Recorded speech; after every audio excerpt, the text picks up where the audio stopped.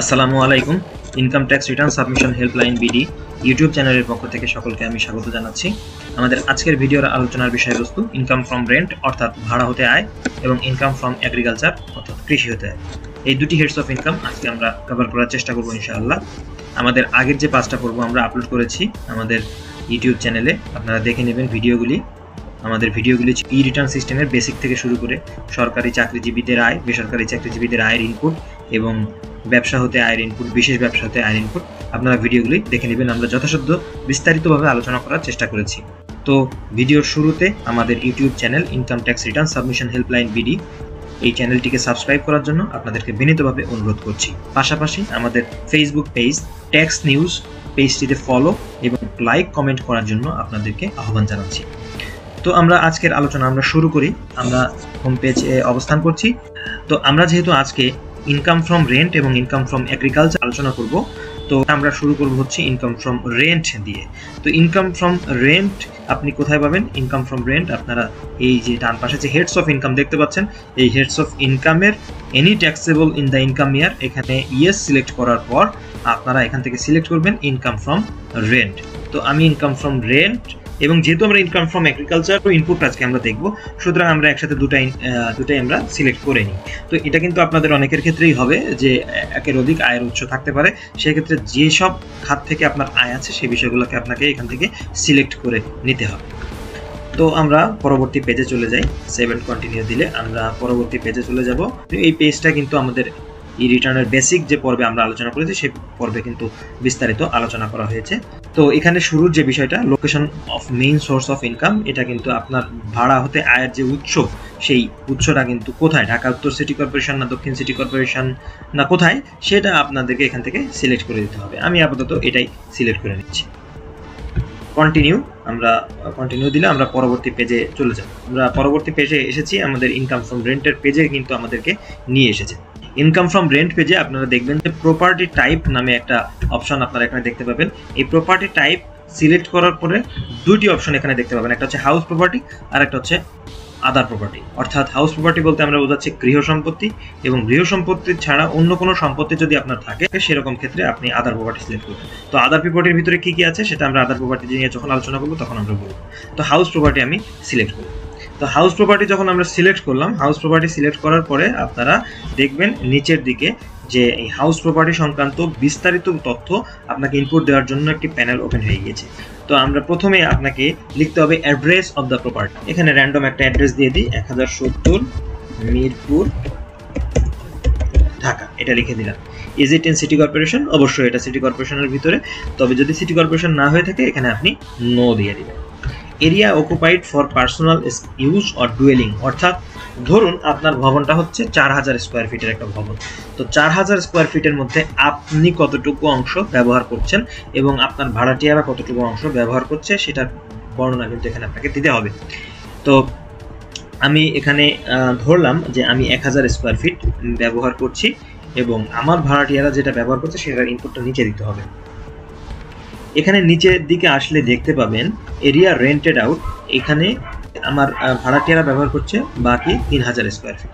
Total প্রপার্টির যে আয়তন বা ক্ষেত্রফল সেটা কিন্তু এখানে চলে আসবে যে 4000 স্কোয়ার, আমি 1000 স্কোয়ার ফিট ব্যবহার করছি এবং 3000 স্কোয়ার ফিট আমার ভাড়াটিয়ারা ব্যবহার করছে।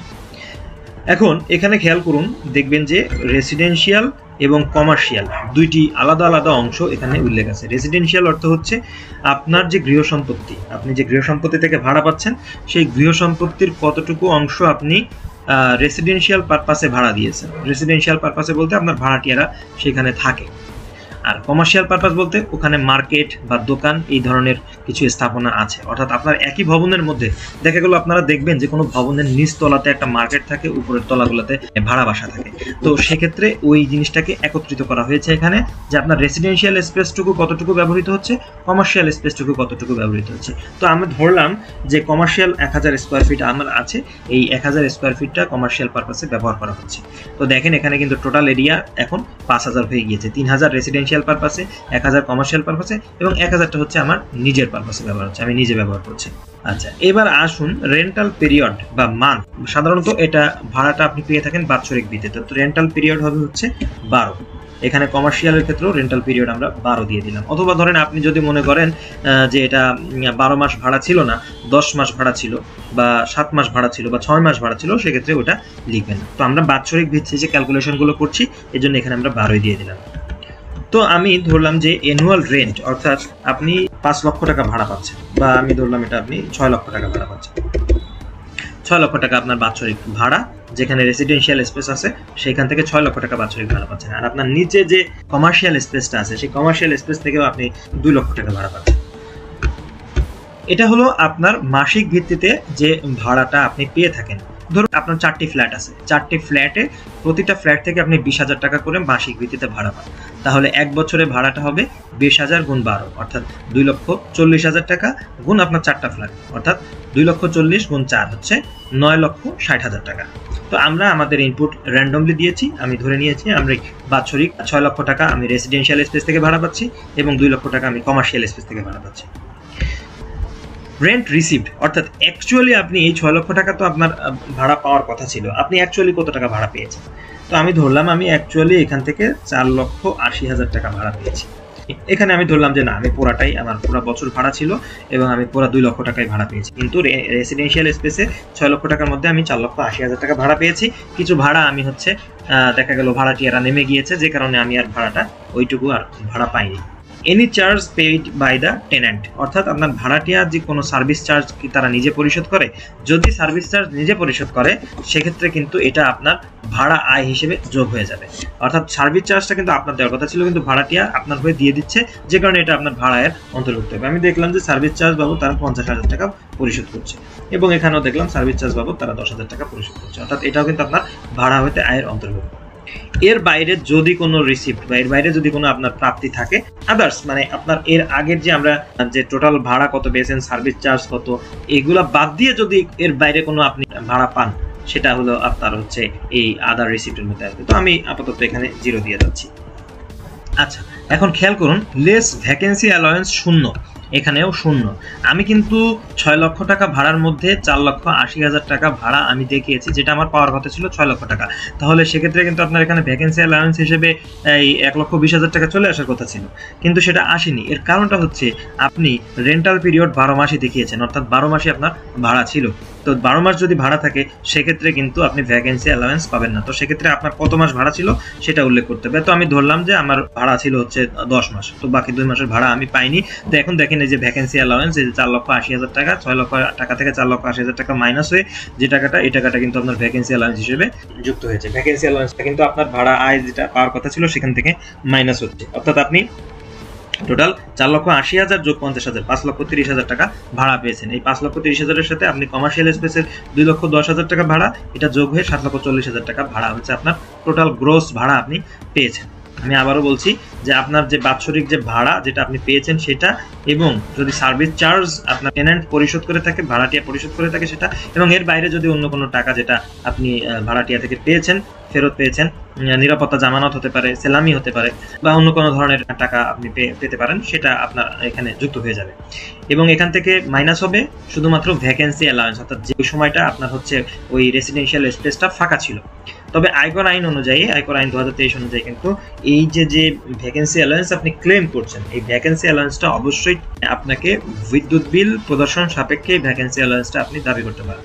আপনি এখন হয়তো বা ভ্যাকেন্সি অ্যালাউয়েন্স অনলাইন রিটার্নে কিন্তু নিচ্ছেন, তবে আয়কর কর্তৃপক্ষ আপনার কাছে কিন্তু বিদ্যুতের কাগজপত্র চাইতে পারে যে আসলে ওই সময় আপনার স্পেসটা ফাঁকা ছিল কিনা, এটা যাচাই করার জন্য। এবার আমরা আমাদের পরবর্তী স্টেপসে চলে যাই। দেখুন এখানে service charge paid by tenant, দেখুন আমরা কিন্তু এখানে লিখেছিলাম যে any charge paid by tenant, আমি 50,000 এবং 10,000 দিয়েছি, সুতরাং এখানে কিন্তু এটা ইয়েস করে দিতে হবে। আচ্ছা, এখন এমন হতে পারে আপনি আপনার যে বাসা, সেই বাসার মালিক আপনি একা নন, আর ইউ দ্য অনলি ওনার, এখানে ইয়েস না করে সেটাকে নো করে দিতে হবে, এবং আপনি কতটুকু অংশের মালিক সেইটুকু এখানে আপনি ধরেন 50%-এর মালিক, এখানে কিন্তু এটা পার্সেন্টেজ আকারে, সুতরাং আপনি ধরুন 50%-এর মালিক বা 30%-এর মালিক, সেটা কিন্তু এখানে আপনি উল্লেখ করে দেবেন। তো আপাতত আমি এখানে ইয়েসই রাখছি। এবং এখানে আপনি যখনই লিখবেন যে আরেকজন মালিকের কথা লিখবেন, সেক্ষেত্রে ওই মালিকের তথ্য কিন্তু এখানে আপনাকে এই নাম, টিন, এনআই দিয়ে দিতে হবে। তো আপাতত আমি এই ইনপুটগুলো এখানে দেওয়ার প্রয়োজন মনে করছি না, আমি এখানে 100 দিই এবং এখানে আমি ইয়েস দিয়ে দিই। এবার আসেন আপনি ভাড়া হইতে আয়ের ক্ষেত্রে আমরা দেখেছি ব্যবসা হইতে আয়ের ক্ষেত্রে আপনার কিছু বিয়োজন আছে বা ব্যবসার খরচ আছে, সেটা কিন্তু ব্যবসার যে গ্রোস আয় সেখান থেকে মাইনাস হয়ে নেট আয় হয়। তো ভাড়া আয়ের ক্ষেত্রেও কিন্তু কিছু বিয়োজন থাকে, সেটা হচ্ছে যেমন এখানে আছে ইন্স্যুরেন্স প্রিমিয়াম। ইন্স্যুরেন্স প্রিমিয়ামটা হচ্ছে আপনার ভবন বা ফ্ল্যাটের বিপরীতে ইন্স্যুরেন্স করা আছে, সেই ইন্স্যুরেন্সের জন্য আপনি প্রিমিয়াম পরিশোধ করেন প্রতি মাসে মাসে। সেই প্রিমিয়াম বাবদ কত টাকা পরিশোধ করেছেন সেটা এখানে লিখবেন। আমি আপাতত এখানে এটা ফাঁকা রেখে যাচ্ছি। আপনি যে ফ্ল্যাট বা আপনার যে বাসা তার জন্য আপনি লোন নিয়েছিলেন, সেই লোনের কিন্তু ইন্টারেস্ট আপনি পরিশোধ করতে হচ্ছে আপনাকে। সেই লোনের ইন্টারেস্ট যখন আপনি পরিশোধ করবেন, সেই লোনের ইন্টারেস্টটা কিন্তু হচ্ছে আপনার এই যে ভাড়া আয় থেকে আপনি মাইনাস করতে পারবেন। ধরলাম আপনি এই ভবন নির্মাণের জন্য আপনি প্রায় 50 লক্ষ টাকা লোন নিয়েছিলেন, সেক্ষেত্রে এই বছর অর্থাৎ 2024-25 আয় বর্ষে আপনি 50,000 টাকা লোন পরিশোধ করেছেন। তাহলে এই 50,000 টাকার লোনটা কিন্তু আপনার এই যে ভাড়ার গ্রোস আয় অর্থাৎ 7,40,000 টাকা, সেখান থেকে এই 50,000 টাকা আপনি মাইনাস করতে পারবেন। তবে এখানে একটা বিষয় হচ্ছে অনেকে এই 50,000 টাকাটা কিন্তু নিজের এই আয় থেকে, এই ভাড়া আয়ের এখান থেকেও মাইনাস করে, আবার অনেক সময় পারিবারিক ব্যয় থেকেও মাইনাস করে। আমি আবারও বলছি, পারিবারিক ব্যয় থেকে এটি মাইনাস হবে না, এটি আপনার ভাড়া আয়ের এখান থেকে অলরেডি মাইনাস হয়ে যাচ্ছে, এটি আর পারিবারিক ব্যয়তে মাইনাস হবে না। তো আমি আপনাকে একটু আগেই বললাম, যেহেতু আপনি ভাড়া আয় পাচ্ছেন এবং আপনার ভবনটা 50 লক্ষ টাকা লোন আছে আপনার ভবনটা করার জন্য, এই লোনটা অবশ্যই আপনার কিন্তু আইটি 10B অর্থাৎ পরিসম্পদ এবং দায় বিবরণীতে লায়াবিলিটি বা লোনের যে প্রাতিষ্ঠানিক দায় বা আপনি যেখান থেকে লোন নিয়েছেন সেই অংশে আপনাকে দেখাতে হবে। আমি স্ক্রিনে কিন্তু আপনাদের সেই পেজটা দেখিয়ে দিলাম। মিউনিসিপাল ট্যাক্স, লোকাল ট্যাক্স বা ল্যান্ড রেন্ট, রাজস্ব, ভূমি রাজস্ব, লোকাল ট্যাক্স বা হোল্ডিং ট্যাক্স যে আছে এই বিষয়গুলো, এটা যদি আপনি দিয়ে থাকেন সেটা আপনাকে এখানে ধরুন আপনি 1 বছরে এখানে 3,000 টাকা মিউনিসিপাল ট্যাক্স দিয়েছেন, সেটা আপনি কিন্তু আপনার ভাড়া হইতে আয় যে গ্রোস হয় সেখান থেকে আপনি মাইনাস করতে পারবেন। রিপেয়ার কালেকশনটা আমরা একটু বুঝি। রিপেয়ার কালেকশনটা হচ্ছে আপনার এখানে অ্যাকচুয়ালি আপনার যে ভবনটা সেটা কিন্তু বাণিজ্যিক কিছু অংশ ব্যবহৃত হচ্ছে, আবার অবাণিজ্যিক বা ভাড়াটিয়া থাকছে। বাণিজ্যিক যেটা আমরা বলেছি যে 1000 স্কোয়ার ফিট যেটা, সেটা হচ্ছে বাণিজ্যিকভাবে ব্যবহৃত হচ্ছে, আর অবাণিজ্যিক যেটা সেটা হচ্ছে যে আপনার ভাড়াটিয়া 3000 স্কোয়ার ফিটে আছে। তো নর্মালি যে বিষয়টা হয়ে থাকে, আপনি যে আপনার দেখুন রেসিডেন্সিয়াল স্পেস থেকে আপনি ভাড়া পেয়েছেন 5,30,000 টাকা, এই 5,30,000 টাকার 25% আপনি মেরামত খরচ হিসেবে দাবি করতে পারবেন। 25%, আমি আবারও বলছি 5,30,000, 25% আপনি মেরামত খরচ হিসেবে দাবি করতে পারবেন, এবং যেটা কমার্শিয়াল স্পেস মেরামত খরচ হিসেবে আপনি দাবি করতে পারবেন। এই দুইটা মিলে এখানে হয়েছে 1,95,000 টাকা। আর এখানে আরেকটা আছে pre rental interest paid on loan mortgage capital, অর্থাৎ ধরুন আপনার যে ভবনটা আপনি তৈরি করেছেন সেই ভবনটা যখন প্রস্তুত হয়ে গিয়েছে তার আগে থেকে কিন্তু আপনি লোনের ইন্টারেস্টটা পরিশোধ করছেন। যখন থেকে ভাড়া আপনার ভাড়াটিয়া উঠে তখন থেকে কিন্তু আপনি লোনের সুদটা পরিশোধ করছেন, লোনের সুদটা কিন্তু আপনাকে টানতে হচ্ছে। তো লোনের সুদ যেটা আপনি ভাড়ার আগে থেকে টানছেন, ভাড়া হওয়ার আগে থেকে টানছেন, সেটা আপনি ভাড়া হওয়ার পরবর্তী 3 কর বছর পর্যন্ত আপনি এটা টানতে পারবেন। ধরুন আপনি আগে সুদ বাবদ 2 লক্ষ টাকা পরিশোধ করেছেন, এই 2 লক্ষ টাকা ভাড়া হওয়ার পরবর্তী 3 কর বছর পর্যন্ত এটা আপনি টানতে পারবেন। তো আমি এখানে আপাতত এটা 0 রেখে দিলাম। এর বাইরে যদি আপনার কোনো খরচ থাকে সেটা আপনি এখানে লিখে দিতে পারেন। তো আমি এটাও 0 রেখে দিচ্ছি। তাহলে আমি কিন্তু আমাদের এখানে যে ভাড়া আয়ের বিপরীতে কি কি খরচ আপনি দাবি করতে পারবেন সেটা কিন্তু আমি এখানে আপনাদেরকে দেখিয়ে দিলাম। তো ভাড়া আয়ের যে খরচের যে কোন কোন খরচ আপনি ভাড়া আয়ের বিপরীতে দাবি করতে পারবেন সেটা হচ্ছে আমাদের আয়কর আইন 2023 ধারা 38 কিন্তু সুন্দরভাবে বলা আছে। আয়কর আইন 2023 ধারা 38 কিন্তু বলা আছে যে আপনি কোন কোন ক্ষেত্রে আপনার ভাড়া হইতে যে আয় পেয়েছেন বা প্রাপ্তি হয়েছে, ভাড়া হইতে যে প্রাপ্তি হয়েছে সেই প্রাপ্তির বিপরীতে কি কি আপনি খরচ হিসেবে দাবি করতে পারবেন, এটা আপনি এখানে এই ধারা 38 উল্লেখ আছে। আরেকটা বিষয় আপনাদেরকে দেখাই, সেটা হচ্ছে যে কি কি ভাড়া হইতে আয়ের প্রাপ্তি হিসেবে গণ্য হবে 1 বছরে, যে ভাড়াটিয়া, সার্ভিস চার্জ এগুলো মিলিয়ে সেই প্রাপ্তিটা আপনি কি কি প্রাপ্তি আপনার ভাড়া হইতে আয় হিসেবে পরিগণিত হবে সেটা কিন্তু এখানে লেখা আছে। এটা হচ্ছে ধারা 37 মোট ভাড়া মূল্য পরিগণনা। তো এটা আর বিস্তারিত আলোচনা করছি না, যেহেতু আমরা আমাদের ওখানে আলোচনাতে বলে দিয়েছি। এবার নিচের দিকে আসুন।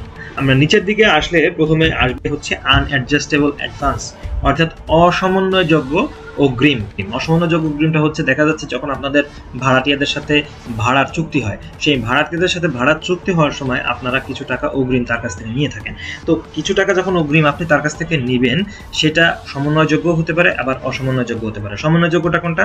যেটা আপনি দেখা যাচ্ছে যে প্রতি মাসে মাসে তার সাথে আপনার 20,000 টাকা ভাড়ার চুক্তি হয়েছে, 20,000 টাকার মধ্যে 15,000 টাকা হচ্ছে সে আপনাকে ক্যাশ পরিশোধ করছে, আর বাকি টাকা সে দেখা যাচ্ছে যে ভাড়া হওয়ার সময় 5 লক্ষ টাকা সিকিউরিটি মানি আপনাকে দিয়েছিল, সেই 5 লক্ষ টাকা থেকে 5,000 টাকা করে অগ্রিমটা সমন্বয় হচ্ছে। অর্থাৎ 20,000 টাকার ভাড়ার মধ্যে 15,000 টাকা সে নিজে পরিশোধ করছে এবং বাকি 5,000 টাকাটা তার সেই যে আগে যে সে অগ্রিম দিয়েছিল সেই অগ্রিম থেকে, সেটা হচ্ছে অ্যাডজাস্টেবল অ্যাডভান্স বা সমন্বয়যোগ্য। আর এমন কোনো টাকা যেটা এরকম ভাড়ার সাথে সমন্বয় হয় না, অর্থাৎ ধরুন 5 লক্ষ টাকা আপনি নিয়েছেন তার কাছ থেকে সিকিউরিটি মানি, কিন্তু সেটা ভাড়া থেকে সমন্বয় হবে না, একদম আপনি ভাড়া শেষে এই 5 লক্ষ টাকা তাকে দিয়ে দিবেন। তো এক্ষেত্রে এটাকে আমরা বলছি আনঅ্যাডজাস্টেবল অ্যাডভান্স, অর্থাৎ অসমন্বয়যোগ্য কোনো অগ্রিম। তো অসমন্বয়যোগ্য অগ্রিম হলে এই টাকাটা কিন্তু আপনার বিশেষ ভাড়া আয় হিসেবে গণ্য হবে। তবে এখানে একটা বিষয় আয়কর আইনে একটা কারেকশন এসেছে, সেটা হচ্ছে যে যদি এরকম অসমন্বয়যোগ্য কোনো অগ্রিম থাকে, যে বছর আপনি টাকাটা নিয়েছেন বা অসমন্বয়যোগ্য অগ্রিমটা নিয়েছেন সেই বছর এবং পরবর্তী 4 কর বছরের মধ্যে এই টাকাটা আপনি বিশেষ ভাড়া আয় হিসেবে ভাগ করে নিতে পারবেন। অর্থাৎ ধরুন আপনি এই বছর 5 লক্ষ টাকা পেয়েছেন, 5 লক্ষ টাকার মধ্যে আপনি এই বছর 1 লক্ষ টাকা আপনার বিশেষ ভাড়া আয় হলো, আর পরবর্তী 4 বছরে 4 লক্ষ টাকা করে বিশেষ ভাড়া আয়, 1 বছরে পুরো বার্ডেনটা আপনার উপর আসছে না। তো এটা সাধারণত করা হয় না, যেটা করা হয় সেটা হচ্ছে অ্যাডজাস্টেবল অ্যাডভান্স, অর্থাৎ হচ্ছে সমন্বয়যোগ্য অগ্রিম। অর্থাৎ আমি এই সেম উদাহরণটা আবার বলছি যে আমি শুরুতেই বলেছি যে 5 লক্ষ টাকা সমন্বয়যোগ্য অগ্রিম নিয়েছেন, এই সমন্বয়যোগ্য অগ্রিমের মধ্যে দেখা যাচ্ছে যে প্রতি মাসে আপনার 20,000 টাকাতে যে ভাড়ার চুক্তি হয়েছে সেই চুক্তির 15,000 টাকা ভাড়াটি ক্যাশ পরিশোধ করছে, আর বাকি 5,000 টাকা আপনার যে সমন্বয়যোগ্য অগ্রিম দেওয়া হয়েছে বা অ্যাডজাস্টেবল অ্যাডভান্স দেওয়া হয়েছে ওইখান থেকে আসতেছে। তো এই সমন্বয়যোগ্য অগ্রিমটা আপনাকে অবশ্যই 5 বছরের মধ্যে সমন্বয় করতে হবে। দেখুন, not adjusted within 5 years or not through bank, অর্থাৎ এই সমন্বয়যোগ্য অগ্রিম, ধরেন এই যে 5 লাখ টাকা আপনি কি করেছেন, এই 5 লাখ টাকা আপনি ব্যাংকিং চ্যানেলে নেননি, তাহলে ব্যাংকিং চ্যানেলে যদি না নিয়ে থাকেন তাহলে কিন্তু এটা আপনার বিশেষ ভাড়া হিসেবে গণ্য হয়ে যাবে। আর যদি এটা 5 বছরের মধ্যে আপনি পরিশোধ আপনার সমন্বয় না হয়ে যায়, অর্থাৎ প্রতি মাসে মাসে যে 5,000 টাকা করে ভাড়া সমন্বয় হচ্ছে, দেখা গেল 5 বছর পর আরও প্রায় 50,000 টাকা স্টিল রয়ে গিয়েছে, সমন্বয় হয়নি, তো সেক্ষেত্রে ওই যে 50,000 টাকা, সেই 50,000 টাকা আপনার বিশেষ ভাড়া হিসেবে গণ্য হয়ে যাবে। দেখুন, এই যে স্পেশাল রেন্টাল ইনকাম হিসেবে বিশেষ ভাড়া আয় হিসেবে গণ্য হয়ে গেল। এটা হচ্ছে অ্যাডজাস্টেবল অ্যাডভান্স। আরেকটা হচ্ছে আনস্পেন্ট রিপেয়ার বা কালেকশনস, অর্থাৎ আমরা যে আপনাদেরকে এখানে একটু আগে দেখিয়ে এসেছি যে রেসিডেন্সিয়াল স্পেসের ক্ষেত্রে অর্থাৎ অবাণিজ্যিকের ক্ষেত্রে 25% আমি খরচ হিসেবে দাবি করছি, বাণিজ্যিকের ক্ষেত্রে 30% খরচ হিসেবে দাবি করছি। আমি দেখলাম যে আমার এখানে বা আপনার আয়কর কর্তৃপক্ষ বা আপনি নিজেই দেখলেন যে আসলে আপনার 1,95,500 টাকা মেরামত বাবদ খরচ হয়নি, আপনার খরচ হয়েছে হচ্ছে আপনার 1,50,000 টাকা। তাহলে বাকি যে 45,500 টাকা, এই 45,500 টাকা হচ্ছে আপনার বিশেষ ভাড়া হিসেবে অন্তর্ভুক্ত হয়ে যাবে। তো এইটুকু এটা আপনাদের বোঝানোর জন্য বললাম যে বিশেষ ভাড়া এর সাথে বেসিক্যালি আনঅ্যাডজাস্টেবল অ্যাডভান্স, অ্যাডজাস্টেবল অ্যাডভান্স এবং আনস্পেন্ট রিপেয়ার কালেকশনস এর সম্পর্ক। তো এই ইনপুটগুলো আমরা রাখছি না এখানে, এটা আমরা এখানে জিরো করে দিচ্ছি। তা আলটিমেটলি আমার যে গ্রোস ভাড়া আয় ছিল 7,40,000 টাকা, এবং এখান থেকে আমি লোনের সুদ, তারপর হচ্ছে মিউনিসিপাল ট্যাক্স এবং 25%, 30% এই মেরামত খরচ বাদ দেওয়ার পরে আমার সব খরচ ছিল 2,32,600। 7,40,000 থেকে 2,32,600 বাদ দিলে যে 5,07,400, এটা হলো আমার ভাড়া আয়। এই হলো আমরা ভাড়া আয়ের পুরোপুরি বিষয়টা আপনাদের সাথে উপস্থাপন করার চেষ্টা করলাম। ভাড়া আয় সংক্রান্ত বিস্তারিত আয়কর আইন 2023-এ আলোচনা আছে, আপনারা কিন্তু অবশ্যই সেটা দেখে নেবেন। আমি এখানে যতটুকু সংক্ষেপে আলোচনা করা যায় সেটা আপনাদের দেখি। আমি আবার বলছি, আয়কর আইনের ধারা 35, ধারা 36, ধারা 37, ধারা 38 এবং ধারা 39 হচ্ছে আপনার ভাড়া আয় নিয়ে আলোচনা করা হয়েছে। আপনার যদি হাউস প্রপার্টি অর্থাৎ গৃহ সম্পত্তি ব্যতীত অন্য কোনো সম্পত্তি থাকে, সেক্ষেত্রে আপনার ট্রিটমেন্টটা কেমন হবে? গৃহ সম্পত্তি ব্যতীত যদি অন্য কোনো সম্পত্তি থাকে, যেমন গৃহ সম্পত্তি ব্যতীত অন্য কি ধরনের সম্পত্তি আপনার থাকতে পারে? আপনারা দেখুন, এখানে ল্যান্ড থাকতে পারে, আপনার জমি থাকতে পারে, ফ্যাক্টরি বিল্ডিং থাকতে পারে, ভবনের বিজনেস প্রিমিজেস, আপনার যে ব্যবসায়ের যে স্পেস আছে সেই ব্যবসায়ের স্পেসে অন্য কাউকে আপনি ভাড়া দিয়েছেন, ফার্নিচার, তারপরে মেশিনারি, ভেহিকল, এই বিষয়গুলো কিন্তু আপনার গৃহ সম্পত্তি ব্যতীত অন্য কোনো সম্পত্তি। এগুলো যদি আপনি ভাড়া দেন সেক্ষেত্রে আপনাকে সেটাও কিন্তু ভাড়া হইতে আয় হিসেবে পরিগণিত হবে। যেমন আমি এখানে যদি একটা দেখি যে ল্যান্ড আপনি জমি, এই জমির কতটুকু স্কোয়ার ফিট আপনার টোটাল এরিয়া, ধরলাম আমি 4,000 স্কোয়ার ফিট, আর আপনি এখানে রেন্ট দিয়েছেন হচ্ছেন 2,000 স্কোয়ার ফিট। এবং কত মাসের জন্য রেন্ট দিয়েছিলেন, রেন্টাল এখানে বাদবাকি যে ইনপুটগুলো আছে আমি সেগুলো আর ফিল আপ করছি না। রেন্টাল পিরিয়ড কত মাসের জন্য ইনপুট দিয়েছেন, অ্যানুয়াল রেন্ট কত টাকা ভাড়া, আপনি বাৎসরিক ভাড়া কতটুকু পাওয়ার কথা এবং কত টাকা অ্যাকচুয়ালি পেয়েছেন এবং এর বাইরে কোনো টাকা পেয়েছেন কিনা। তখন খেয়াল করে দেখুন, আপনার যদি এরকম সম্পত্তি থাকে, এই সম্পত্তি থেকে কোনো ভাড়া আপনি পান, সেক্ষেত্রে কিন্তু আপনি কোনো ভ্যাকেন্সি অ্যালাউয়েন্স বা শূন্যতা ভাতা দাবি করতে পারবেন না, বা এবং আপনার হচ্ছে এখানে কোনো সার্ভিস চার্জের বিষয়ও কিন্তু নাই, যেটা এটা শুধুমাত্র হচ্ছে আপনার গৃহ সম্পত্তি যদি হয় সেক্ষেত্রে এই জিনিসটা আছে, কিন্তু গৃহ সম্পত্তি ব্যতীত অন্যান্য যে সম্পত্তি আছে তাদের ক্ষেত্রে কিন্তু আপনার সার্ভিস চার্জ তারপরে ভ্যাকেন্সি অ্যালাউয়েন্সের বিষয়টা আসছে না এখানে। তো এখানেও কিন্তু আনঅ্যাডজাস্টেবল অ্যাডভান্স এবং অ্যাডজাস্টেবল অ্যাডভান্সের বিষয়টা আছে, সেটা আমি আমাদের কিছুক্ষণ আগেই এটা আলোচনা করেছি, এবং ডিডাকশনের বিষয়টা কিন্তু এখানে আছে যে কি কি আপনি খরচ হিসেবে আপনার এই সম্পত্তির বিপরীতে, সম্পত্তির আয়ের বিপরীতে আপনি খরচ হিসেবে দাবি করতে পারবেন। তবে এখানে একটি বিষয় আছে, যেমন ভাড়া হইতে আয়ের ক্ষেত্রে নরমালি হচ্ছে আমরা যেটা বলেছি যে ভাড়া হইতে আয়ের ক্ষেত্রে ধারা 38 অনুযায়ী, অর্থাৎ আপনি গৃহ সম্পত্তি থেকে ভাড়া আয় পেয়েছেন, তো সেক্ষেত্রে ধারা 38 অনুযায়ী আপনি ইন্স্যুরেন্সের প্রিমিয়াম, তারপরে লোনের ইন্টারেস্ট, তারপরে হচ্ছে আপনার মেরামত খরচ আপনি দাবি করতে পারছেন। কিন্তু গৃহ সম্পত্তি ব্যতীত যদি কোনো ভাড়া আয় আপনার থাকে, গৃহ সম্পত্তি ব্যতীত যদি এই যে সম্পত্তি আপনার বিজনেস প্রেমিসেস, তারপরে ল্যান্ড, এইরকম স্পেস বা পার্সোনাল ভেহিকল, এগুলো যদি আপনি ভাড়া দিয়ে থাকেন, সেক্ষেত্রে আপনি কি কি খরচ হিসেবে দাবি করতে পারবেন, সেটা আমাদের ব্যবসা হইতে আয়ের যে অংশটা আছে, ব্যবসা হইতে আয়ের ধারা 49 থেকে ধারা 55 পর্যন্ত যে সকল ক্রাইটেরিয়া আছে, এই ক্রাইটেরিয়ার খরচ আপনি দাবি করতে পারবেন। এটা হচ্ছে গৃহ সম্পত্তি ছাড়া যদি অন্য কোনো সম্পত্তি আপনি ভাড়া দেন, সেক্ষেত্রে আপনার ভাড়া আয়ের মতো কিন্তু খরচ আপনি দাবি করতে পারবেন না। আপনাকে অবশ্যই ব্যবসা আয়ের যে ধারা 55 থেকে ধারা 49 থেকে ধারা 55 পর্যন্ত যে ব্যবসা আয় রয়েছে, সেই অংশগুলো আপনি এখানে দাবি করতে পারবেন। আচ্ছা, তো আমি আর এই গৃহ সম্পত্তি ব্যতীত যে অন্যান্য সম্পত্তি সেটার ইনপুট অত বিস্তারিত দেখাচ্ছি না। বেসিক্যালি আমাদের এখানে যারা ভাড়ায় প্রাপ্ত হন তারা হাউস প্রপার্টি আয়টাই আপনাদের এখানে প্রয়োজন হয়ে থাকে। আচ্ছা, এবার আমরা আসি হচ্ছে ইনকাম ফ্রম এগ্রিকালচার। তো ইনকাম ফ্রম এগ্রিকালচারের আগে আমরা আরেকটা জিনিস একটু আপনাদের সামনে আলোচনা করে নিই, সেটা হচ্ছে ট্যাক্স অ্যান্ড পেমেন্ট পেজে দেখুন আপনার ভাড়ায় 5,07,400 টাকার মধ্যে রেগুলার স্ল্যাবে যে ভাড়ায় আপনার এসেছে 10,740 টাকা, 10,740 টাকা হচ্ছে আপনার ট্যাক্স এসেছে। এটার উপরে আপনি রিবেট দাবি করতে পারবেন, রিবেট শেষে আপনার যে ট্যাক্সটা আসবে সেটাকে আপনাকে পরিশোধ করে দিতে হবে। তবে এখানে একটা বিষয় উল্লেখ্য যে ভাড়ায়ের ক্ষেত্রে আপনি কোনো টিডিএস এর বা উৎসেকর বা অ্যাডভান্স ইনকাম ট্যাক্স আপনি ক্রেডিট নিতে পারবেন কিনা। যেমন আমাদের 109-তে একটি ট্যাক্সের কথা উল্লেখ আছে, যদি 109টা আমরা একটু দেখি, দেখুন ভাড়া হইতে উৎসেকর কর্তন, অর্থাৎ আপনি যদি এরকম কোনো নির্দিষ্ট ব্যক্তি, যে ক্ষেত্রে কোনো নির্দিষ্ট ব্যক্তি কোনো গৃহ সম্পত্তি, হোটেল বা গেস্ট হাউস, খালি স্থান, প্ল্যান্ট বা যন্ত্রপাতি, সরকারি জলাধার ব্যতীত অন্য কোনো জলাধার ভাড়া করেন, সেই ক্ষেত্রে উক্ত ব্যক্তি উক্ত সম্পত্তির ভাড়া পরিশোধ করলে প্রদেয় ভাড়ার উপরে 5% হারে ট্যাক্স কর্তন করবেন। 5% হারে আপনাকে উৎসেকর কর্তন করতে হবে। যদি আপনি ভাড়াটিয়া হয়ে থাকেন সেক্ষেত্রে 5% হারে আপনাকে উৎসেকর কর্তন করতে হবে। এখন এখানে 5% উৎসেকর কর্তন করলে আপনার যে বাড়ির মালিক, এই 5% ট্যাক্সের ক্রেডিটটা আপনি কিভাবে নেবেন সেটা আমি আপনাদেরকে দেখিয়ে দিচ্ছি। তবে এটা এখানে 5% অর্থায়ন 2025-এ কিন্তু এটা 5% নেই, এটা এখন 10% হয়ে গিয়েছে। এটা 2024-এ 5% ছিল। তো আমরা দেখি সেটা আপনারা কিভাবে নেবেন। আমরা জানি সাধারণত ক্রেডিট নেওয়ার জন্য আমাদের ট্যাক্স অ্যান্ড পেমেন্ট পেজে আপডেট ট্যাক্স পেমেন্ট স্ট্যাটাসে আসতে হবে। আপডেট ট্যাক্স পেমেন্ট স্ট্যাটাসে এসে আপনাকে ক্লেম সোর্স ট্যাক্সের ভিতরে আদার্স অপশনে চলে যেতে হবে। আপনারা এই আদার্স পেজে আসার পরে এখানে পারপাস অফ দ্য পেমেন্ট থেকে house property section 109, house property section 109 এটা সিলেক্ট করে আপনারা এখানে বাদবাকি অংশগুলো যে কারা আপনাদের ট্যাক্সটা আপনাদের পরিশোধ করেছে, সেই ডিপোজিটিং অথরিটি অর্থাৎ ট্যাক্সটা কারা কেটে নিয়েছে সেটা, যেমন আপনি মনে করুন আপনি ব্রিটিশ আমেরিকান টোবাকোকে ভাড়া দিয়েছিলেন, তাহলে আমি ধরলাম যে ব্রিটিশ আমেরিকান টোবাকো কিন্তু এই ট্যাক্সটা কর্তন করে নিয়েছে, তাহলে এই ডিপোজিটিং অথরিটি হিসেবে তাদের নাম লিখবো।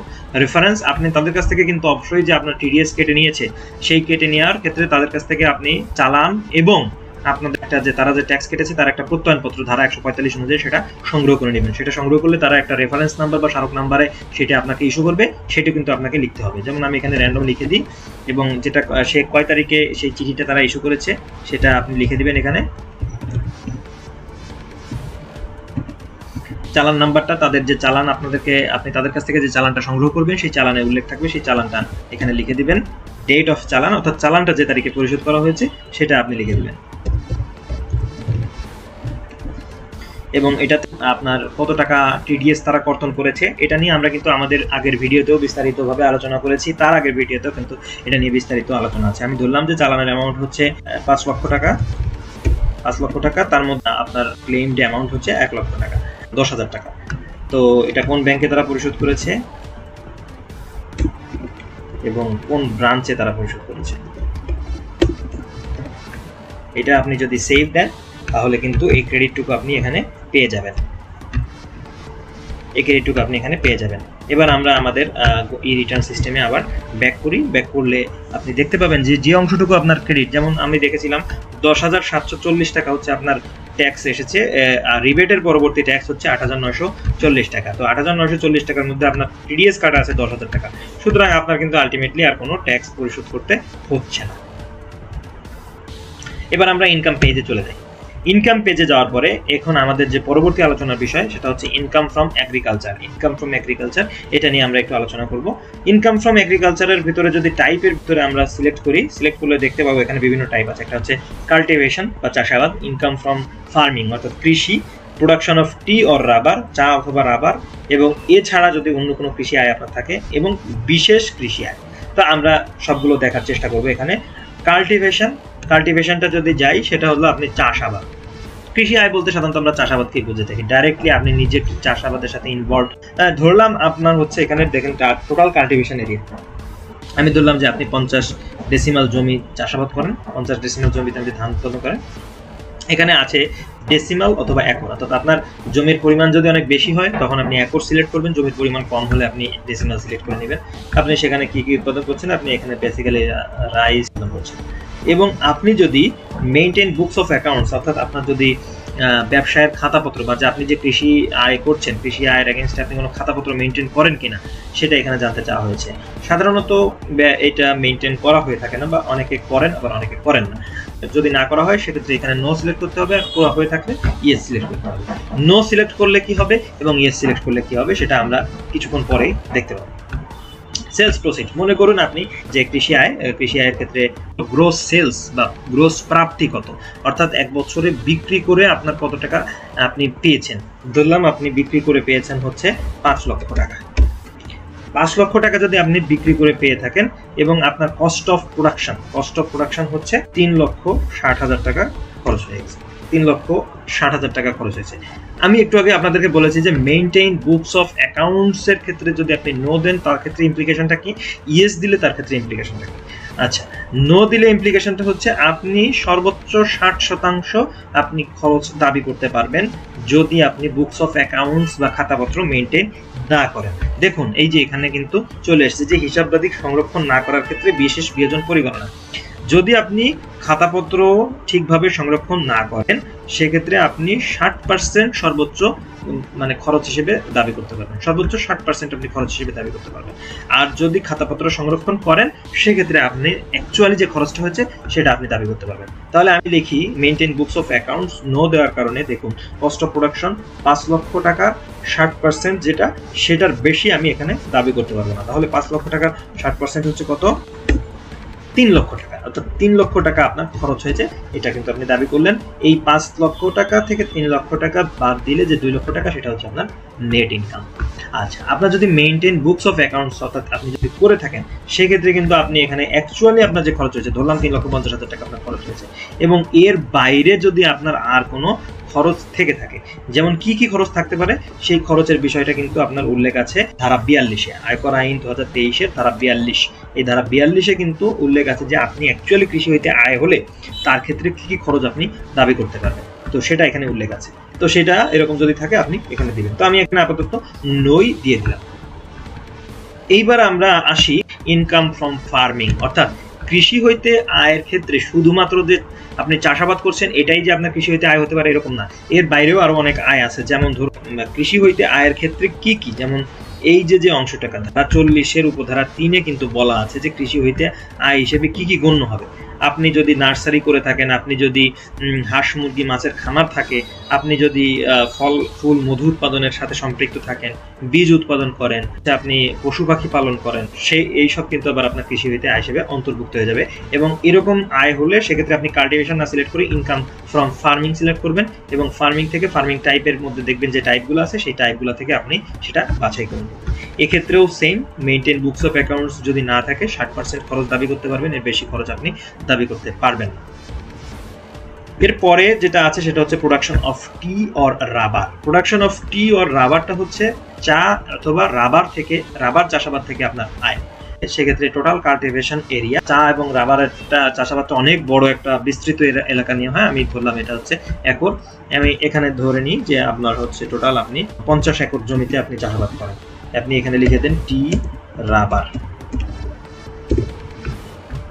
সেলস প্রসিড হচ্ছে 90 লক্ষ টাকা আপনার বিক্রি হয়েছে, 90 লক্ষ টাকা বিক্রি হয়েছে। আমরা কিন্তু আমাদের ব্যবসা হইতে আয়ের যে ভিডিওটা ছিল সেখানে আপনাদেরকে কিন্তু সুন্দরভাবে বোঝানোর চেষ্টা করেছি যে ব্যবসা হইতে আয়ের ক্ষেত্রে যদি চা এবং রাবার চাষ থেকে আপনার আয় থাকে সেক্ষেত্রে কোন অংশটুকু মানে ব্যবসা আয় হবে, কোন অংশটুকু কৃষি আয় হবে সেটা কিন্তু আমরা বলেছিলাম।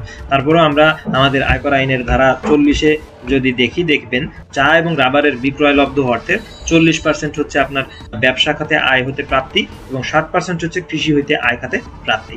অর্থাৎ আপনার যে এই যে 90 লক্ষ টাকা, এই 90 লক্ষ টাকার মধ্যে যে 60% সেটা আপনার কৃষি হইতে বিক্রি এবং বাকি যে 40% সেটা আপনার ব্যবসা হইতে বিক্রি হিসেবে গণ্য হবে। তাহলে 90 লক্ষ টাকার মধ্যে দেখেন 60% 54 লক্ষ টাকা কিন্তু কৃষি হইতে বিক্রি হিসেবে গণ্য হয়ে গিয়েছে।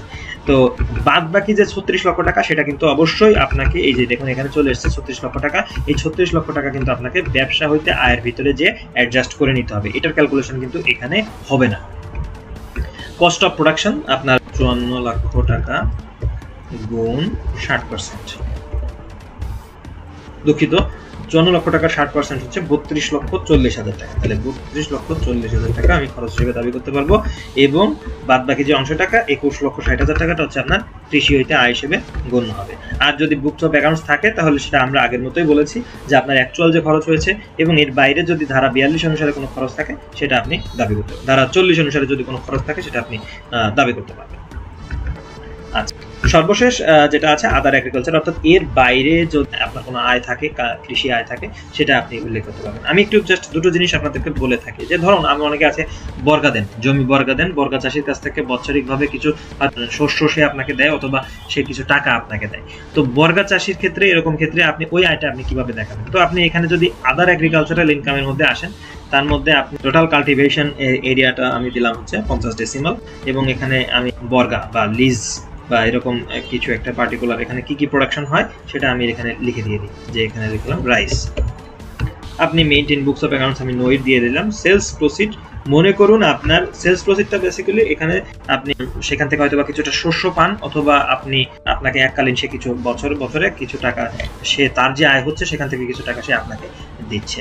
তো আলটিমেটলি আয়কর আইনে কিন্তু ধারা 43-এ বলা আছে যে খেয়াল করে দেখুন যে ভূমি বা আঙিনার মালিক আধা আধি বর্গা ভাগা আধা অংশ হারে যদি কৃষি আয় প্রাপ্ত হন সেক্ষেত্রে কিন্তু তার ক্ষেত্রে কোনো খরচ অ্যালাউ করা হবে না। অর্থাৎ আপনি যদি নিজে চাষাবাদ করেন সেক্ষেত্রে যেমন 60% খরচ আমরা পেয়ে থাকি, আর যদি আপনি এরকম বর্গা আধা আধি ভাগা বা এরকম থাকে সেক্ষেত্রে আপনি আলটিমেটলি ওরকম কোনো খরচ আপনি পাবেন না। অর্থাৎ আপনি যে টাকা তার কাছ থেকে পাচ্ছেন সেই টাকাটাই কিন্তু আপনার ইনকাম এখানে। তাহলে আপনি এখানে ধরলাম যে আপনি বাৎসরিক 1 লক্ষ টাকা পেয়েছেন, তো এই 1 লক্ষ টাকাটাই হচ্ছে আপনার এখানে নেট ইনকাম হচ্ছে এই 1 লক্ষ টাকা।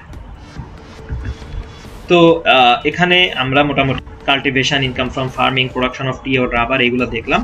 তো আগের ইনপুটগুলো আমি আসলে সেভ করিনি, লাস্ট যে ইনপুটটা এটা আমি সেভ করেছি। অর্থাৎ আমার কৃষি হইতে আয় বলতে 1 লক্ষ টাকা, এই আয়টা কিন্তু আপনার ভাড়া আয়তে আয় হিসেবে যোগ হয়ে যাবে এবং এটার উপরে আপনার ট্যাক্স ইমপ্লিকেশনটা হবে। সর্বশেষ যেটা স্পেশাল এগ্রিকালচারাল ইনকাম, বিশেষ কৃষি আয়। বিশেষ কৃষি আয়টা হচ্ছে কি? বিশেষ কৃষি আয় আমি আপনাদেরকে একটা জিনিসই বলবো যে বিশেষ কৃষি আয়টা আপনারা যদি আমাদের পূর্বের ভিডিও বিশেষ ব্যবসায়ের যে ভিডিওটা সেই ভিডিওটার প্রথমেই কিন্তু বিশেষ ব্যবসায় নিয়ে আলোচনা করেছে। বিশেষ ব্যবসা এবং বিশেষ কৃষি একদমই সেম, জাস্ট হচ্ছে বিশেষ ব্যবসায়ের ক্ষেত্রে সেটা ব্যবসার অ্যাসেট যদি আপনি বিক্রি করেন, ব্যবসার কোনো মূলধনী অ্যাসেট বা ক্যাপিটাল অ্যাসেট সেল করেন, আর বা ক্যাপিটাল অ্যাসেটের এগেইনস্টে আপনি যদি কোনো ক্ষতিপূরণ পান, আর এখানে কৃষি আয়ের ক্ষেত্রে যদি কৃষির কোনো মূলধনী অ্যাসেট আপনি সেল করেন বা এর এগেইনস্টে কোনো ক্ষতিপূরণ পান। আরেকটা হচ্ছে এনি আদার অ্যাডজাস্টমেন্ট, অর্থাৎ আপনি এমন কোনো ধারা 41(6) অনুযায়ী, ধারা 41(6) যদি আমরা দেখি, ধারা 41(6)তে যেটা এবছরের অর্থ আইনে সংযোজন করা হয়েছে সেটা হলো আপনার ধারা 55 দফা ক অনুযায়ী যে ব্যয়কে অনুমোদন করা হয়েছে বা ডিসঅ্যালাউ করা হয়েছে সেটা হচ্ছে আপনার বিশেষ কৃষি আয় হিসেবে গণ্য হয়ে যাবে। তাহলে ধারা 55 ক আইতে কি বলা আছে? ধারা 55 ক ছিল হচ্ছে যে ব্যবসায়ের ক্ষেত্রে কিছু কিছু খরচ যেটাকে ডিসঅ্যালাউ করা হবে, অনুমোদন করা হবে, সেটা হলো 55 ক এর প্রথমটা ছিল যে আপনি যদি টিডিএস ঠিকভাবে না কাটেন, আপনি যদি কোনো পেমেন্ট অথরিটি হয়ে থাকেন, আপনি কাউকে পেমেন্ট করেছেন, তো এই পেমেন্ট করার সময় আপনি টিডিএসটা কাটেননি, সেক্ষেত্রে যেহেতু টিডিএস আপনি কর্তন করেননি, এই টিডিএস না কর্তন করার কারণে এই টাকাটা কিন্তু আপনার বিশেষ ব্যবসা আয় হিসেবে গণ্য হয়ে যাবে। কৃষির ক্ষেত্রে এটা বিশেষ কৃষি আয় হিসেবে গণ্য হয়ে যাবে। তো সেটাই এখানে বলা হয়েছে যে এনি অ্যাডজাস্টমেন্ট আন্ডার সেকশন 41(6) অর্থাৎ 41(6) অনুযায়ী এটা বিশেষ কৃষি আয় হিসেবে গণ্য হবে। তো বিশেষ কৃষি আয়ের এবং বিশেষ ব্যবসায়ের ইনপুটগুলো একদম সেম, আপনারা ওই ভিডিওটি দেখে নেবেন, তাহলে বুঝতে পারবেন যে এখানে আপনারা ইনপুটগুলো কিভাবে দিবেন। আমরা দেখেছি যে ভাড়া হইতে আয়ের যে টোটাল ভাড়া হইতে আয় ছিল 5,07,400, আর ইনকাম ফ্রম এগ্রিকালচার, এখানে আপনার টোটাল এগ্রিকালচারাল ইনকাম ছিল হচ্ছে 1 লক্ষ টাকা। এই 1 লক্ষ টাকা এবং 5,07,400 যোগ হয়ে সেই 6,07,400 টাকার উপরে আপনার ট্যাক্স ইমপ্লিকেশন যেটা 20,740 টাকা, এই 20,740 টাকা এখানে এসছে।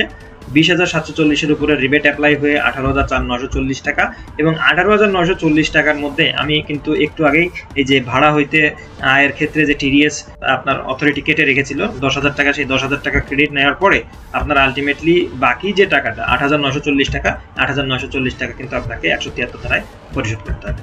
তো আজকের ভিডিও আমরা এ পর্যন্তই রাখছি। আমাদের আজকের ভিডিওটা একটু বড় হয়েছে যেহেতু আমরা এখানে দুটি অংশ আলোচনা করেছি, ভাড়া হইতে আয় এবং কৃষি হইতে। তো সবাইকে পরবর্তী ভিডিও পর্যন্ত শুভকামনা জানিয়ে আজকের ভিডিও এখানেই শেষ করছি। সবাইকে ধন্যবাদ। আল্লাহ হাফেজ। আসসালামু আলাইকুম।